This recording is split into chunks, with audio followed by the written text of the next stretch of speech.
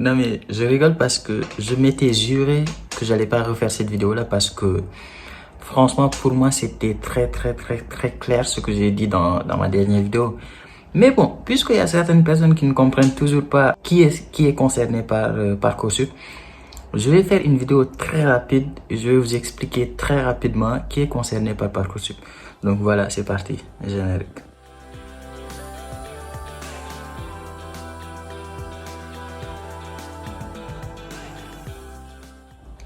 Oui, je me suis coupé les cheveux, tu l'as remarqué? C'est gentil, merci. Tu peux le dire en commentaire, ne t'inquiète, ne gêne pas, hein, tu peux le dire en commentaire, c'est gentil, merci. Bon bref, on va parler de Parcoursup très rapidement. Franchement, je vais pas faire une vidéo de 10 minutes, ça va durer 5 minutes et je vais vous expliquer très rapidement Parcoursup, qui est concerné et qui n'est pas concerné.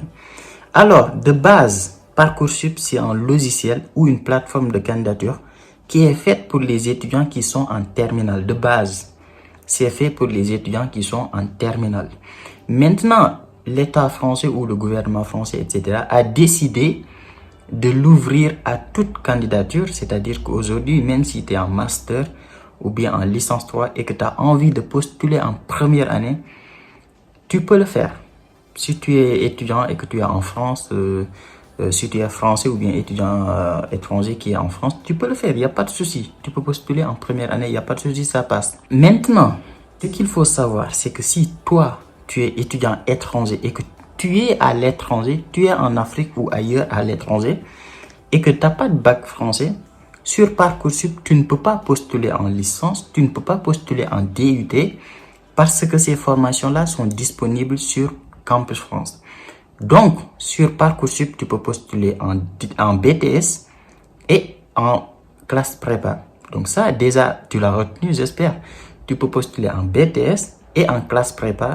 Donc, première année de BTS ou première année de prépa. C'est uniquement sur ça que tu peux postuler. Maintenant, qui peut postuler et qui ne peut pas postuler? Qui peut postuler déjà? Tout le monde peut postuler. En principe, je dis bien, en principe, tout le monde peut postuler. Si aujourd'hui, toi, tu es en doctorat, tu es en master 2, tu es en licence 3, et que tu as envie de retourner jusqu'en bac plus 1 et de postuler en BTS ou en classe prépa, si toi, ça ne te gêne pas, tu peux le faire. Même mon père aujourd'hui qui est au Sénégal, au calme, qui a 60 ans, s'il a envie de postuler en BTS en première année, ou en classe prépa, il peut le faire. Ce que je veux dire, c'est qu'en principe, il n'y a rien qui t'empêche de le faire. Le logiciel ne va pas te bloquer. Aujourd'hui, tu mets toutes tes notes jusqu'en Master 2 et tu postules en BTS. Le logiciel ne va pas te dire non, tu peux pas. Tu peux le faire. Parce que le logiciel va considérer que tu fais une réorientation. C'est ça en fait. Le logiciel va considérer que tu fais une réorientation. Maintenant, est-ce que les universités vont accepter ta candidature ou pas? Je ne pense pas. Si tu es en L3, en M1, en M2, que tu postules en première année de BTS, c'est-à-dire Bac plus 1, forcément les universités ils vont se poser des questions.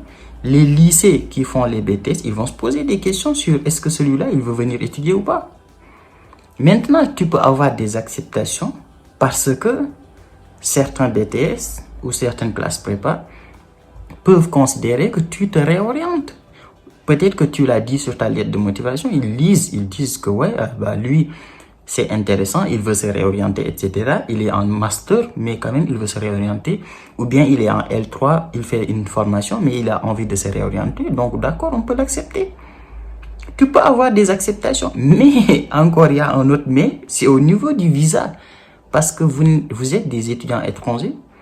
Vous postulez sur Parcoursup pour venir étudier en France, mais le problème c'est que vous passez par l'ambassade.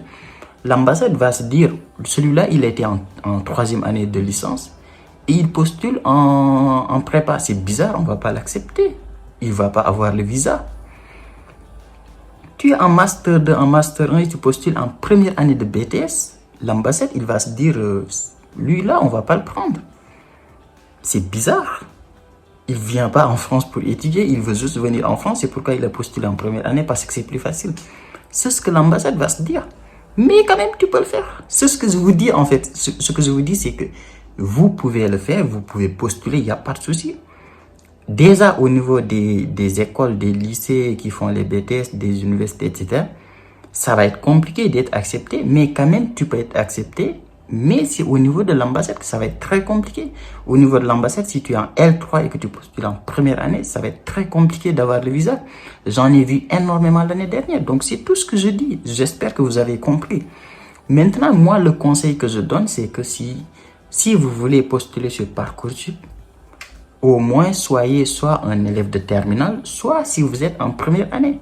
Si vous êtes en terminale ou bien que vous êtes en première année de licence, en première année de BTS, en première année de je sais pas quoi, vous pouvez postuler sur Parcoursup. En ce moment-là, ça ne posera aucun problème pour les établissements et ça ne posera aucun problème pour l'ambassade parce que vous êtes en première année ou bien vous êtes en terminale. Mais ce que je dis, c'est que même si vous êtes en L3, même si vous êtes en M1, vous pouvez quand même postuler. Il n'y a rien qui vous l'empêche.